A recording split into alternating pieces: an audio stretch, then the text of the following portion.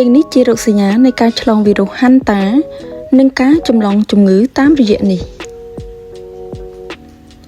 នៅពេលថ្មីនេះក្រសួងសុខាភិបាលនៃព្រះរាជាណាចក្រកម្ពុជាបានចេញសេចក្តីប្រកាសព័ត៌មានស្តីពីការការពារ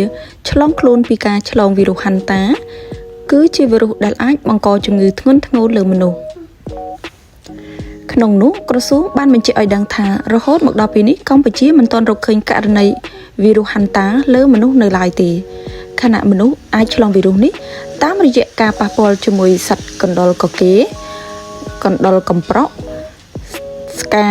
សំពោចជាពិសេសទឹកនោមលាមកនិងទឹកមាត់របស់វាការឆ្លងតាមរយៈការខាំឬខ្វាចដោយសត្វកកេរអាចកើតមានប៉ុន្តែកម្រ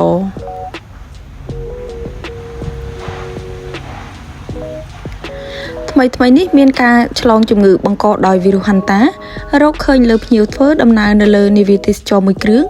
ដែលមានទង់ជាតិហូឡង់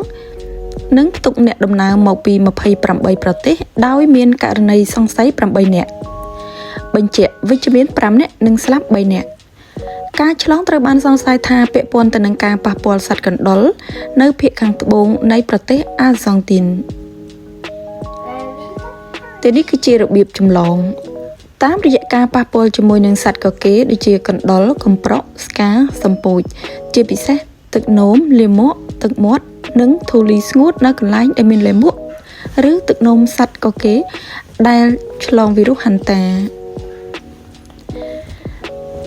តាមរយៈការខាំឬខ្វាចដោយសត្វកកេរអាចកើតមានប៉ុន្តែកម្រ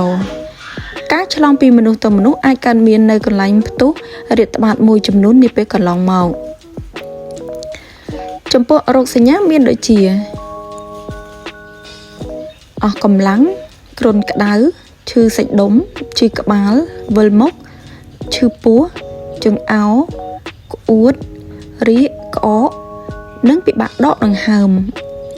ករណីធ្ងន់ធ្ងរអាចបណ្ដាលឲ្យរលាកសួតនិងសោយប្រព័ន្ធដកដង្ហើមនិងហូរឈាមនៅក្នុងសរីរាង្គ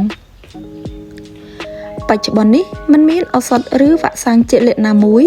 សម្រាប់ការពារការឆ្លងវីរុសហាន់តានៅឡើយទេមានតែការព្យាបាលថែទាំគ្រប់គ្រងទៅតាមទម្រង់នៃជំងឺតែប៉ុណ្ណោះសូមអរគុណ